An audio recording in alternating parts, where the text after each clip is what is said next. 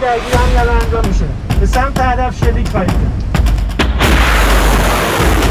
পহেলা October Iran ইসরায়েলকে লক্ষ্য করে বড় ধরনের ব্যালিস্টিক মিসাইল হামলা চালিয়েছে। এরপর থেকেই আমেরিকা ও ইসরায়েল ইরানকে হুমকি দিতে শুরু করেছে। তবে এর মাঝেই ইরানের পাশে এসে দাঁড়ালো রাশিয়া, যার ফলে মধ্যপ্রাচ্যের দাবার চাল এখন পুরো উল্টে গিয়েছে। চলুন দেখে আসা যাক মধ্যপ্রাচ্যের আগামী পরিস্থিতি নিয়ে বিশ্ব গণমাধ্যমগুলোর বিশ্লেষণ। বিভিন্ন সূত্রের মতে এই হামলায় ইসরায়েলের সামরিক অবকাঠামোর গুরুতর ক্ষতি হয়েছে, সাথে মারা গিয়েছে বেশ কয়েকজন ইসরায়েলি, যার ফলে এখন ইসরায়েলের বেশিরভাগ অঞ্চল জনশূন্য, মানুষ ঘরবাড়ি ছেড়ে পালিয়েছে। ইরান এই হামলাটি অপারেশন ট্রু প্রমিস 2 নামে পরিচালনা করেছে, যা গত 31শে জুলাই তেহরানে ইসরায়েলে আক্রমণের প্রতিশোধ হিসেবে বলা হচ্ছে। ইরানের এই হামলার ফলে ইসরায়েল যে লেবাননে আক্রমণ চালিয়ে যাচ্ছে তা বন্ধ করবে কিনা তা নিয়ে প্রশ্ন উঠেছে এখন। কারণ ইরান এই মিসাইল হামলা লেবাননে ইসরায়েলে আক্রমণের শুরু হওয়ার মাত্র 2 দিনের মধ্যে চালিয়েছে। একাধিক সূত্র জানিয়েছে যে এই হামলায় হাটজেরিম এয়ারবেস সহ বেশ কয়েকটি গুরুত্বপূর্ণ বিমান ঘাঁটি টার্গেট করা হয়েছে, যেখানে ইসরায়েলি F-15 যুদ্ধ বিমান রয়েছে। এছাড়াও ইসরায়েলের নেভাতিম এয়ারবেসও আঘাতপ্রাপ্ত হয়েছে, যেখানে তাদের সমস্ত F-35 স্টিলথ ফাইটার মোতায়েন ছিল। ইরান দাবি করেছে যে এই ঘাঁটি সম্পূর্ণরূপে ধ্বংস হয়ে গেছে এবং একাধিক F-35 ধ্বংস হয়েছে।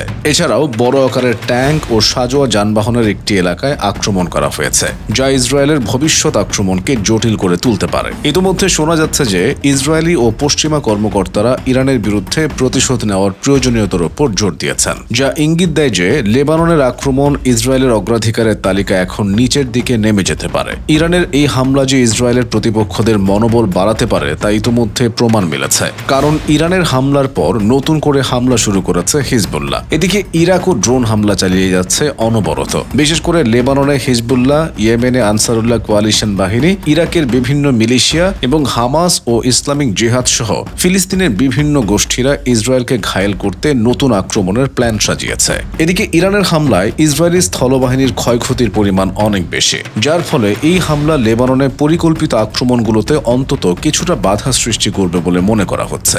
বিশেষ করে F-35 যুদ্ধ বিমান হারানো ইসরায়েলের জন্য একটি বড় ধাক্কা, যেহেতু লেবাননের আকাশসীমায় এই যুদ্ধ বিমানগুলোর স্টিলথ ক্ষমতা খুব বেশি প্রয়োজন। কিন্তু মূল কথা হলো ইসরায়েলের অন্য কোনো যুদ্ধ বিমানে এত উন্নত প্রযুক্তি নেই।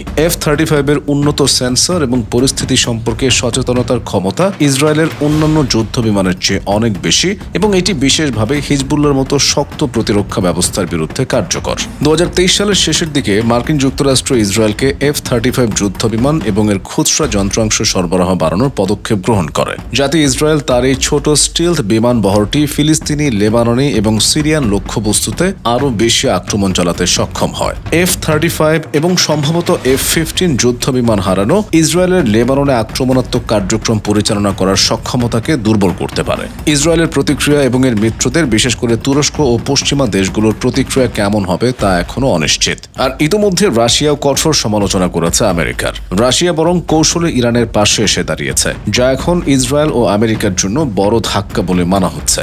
রাশিয়া ইরানের পাশে এসে দাঁড়ানোতে আমেরিকাও এখন ইসরায়েলের পাশে এসে কথা বলতে পারছে না সরাসরি। আর আমেরিকা যদি বাড়াবাড়ি করে তবে রাশিয়া যে এই যুদ্ধে ইরানকে সমর্থন দেবে সব দিক দিয়ে, সে বিষয়ে আর কোনো সন্দেহ নেই।